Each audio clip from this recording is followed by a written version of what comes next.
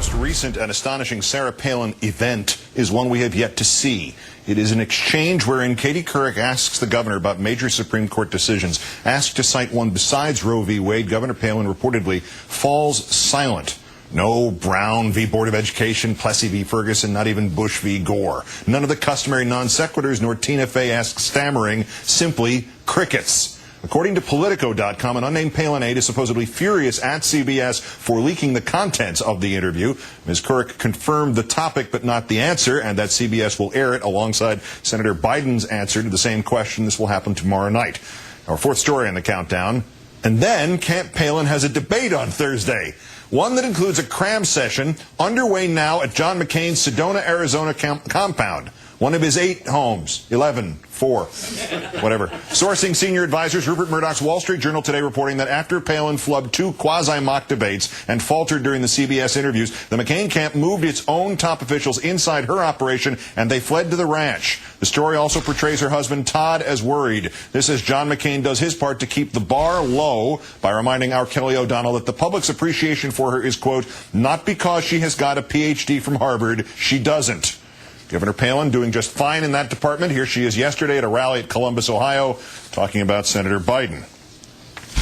I've never met him before, but I've been hearing about his Senate speeches since I was in, like, 2nd grade.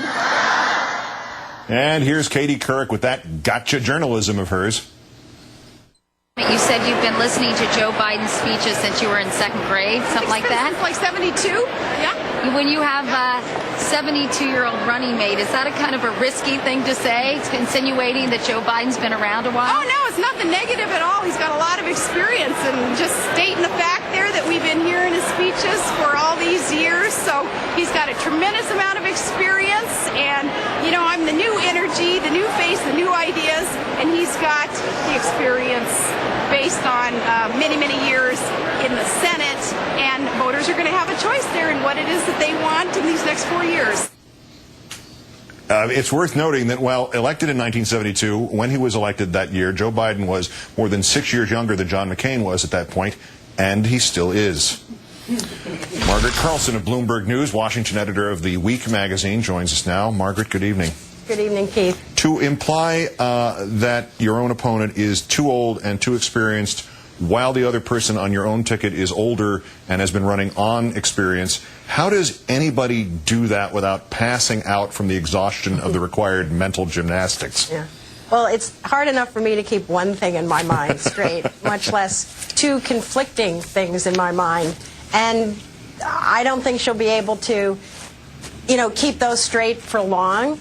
But she has a few words in her mind: experienced, young, inexperienced, young, and she wants to convey that about Obama and then the other about Biden, but it simply doesn't it doesn't gain any traction.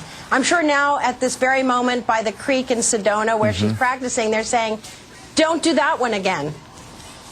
And you mentioned the creek. We were sort of haven't given that away, but that's in fact she is practicing. She's the one in the baseball cap on the right, practicing for these mock debates. A, outdoors. B, near a creek. One of the premises of psychology for tests is try if you can to study in the exam room, because when the actual test starts, you'll feel as comfortable as if it had already started.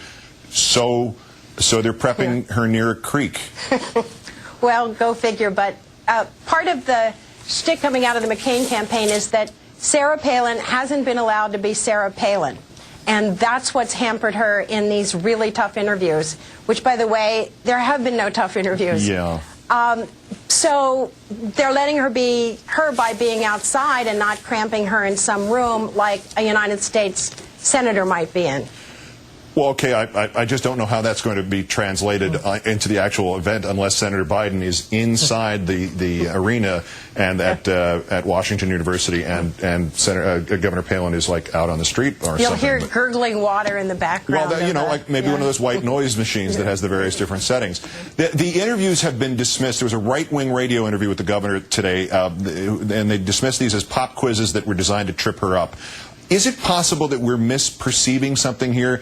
Is this seen somehow as an asset to her candidacy and not a detraction? I mean, her first answer in this radio interview, she twice referred to herself as Joe's six-pack.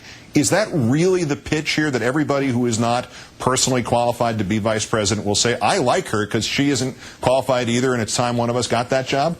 Well, that's the reasoning that's going on out there. I went to an event with that Sarah Palin was in and asked people in the crowd, and they all made a point of how much she was like them. Now, I don't want anybody like me anywhere near the White House, so it's not a qualification I would support. But, you know, you never lose by running against the media. That's a quick hit. You get something for that. And anybody who watches the Katie Couric interview, Couric was more like a therapist than a journalist. I expect her to say, our hour is up now. Hold that thought. And, by the way, the luck of the draw is she has Gwen Ifill as the moderator on Thursday. So she's got a woman. It's much harder to accuse somebody of Gwen Ifill's personality of being gotcha. And the questions are not of the sort. I mean, they are questions that come out of the news and out of what you'd expect anybody to know, like the Supreme Court. Now, Yeah. Joe Biden would know more. He's chair of the Senate Judiciary Committee. However, there's a historical list that would come to mind, like Marbury versus Madison or Dred Scott, or, you know, something that we learned in school that isn't gotcha at all. It's just our common understanding of our history. That Dred Scott, Margaret Carlson of Bloomberg News, like the rest of us, on pins and needles about Thursday night. Thank you again, Margaret. Thanks, Keith.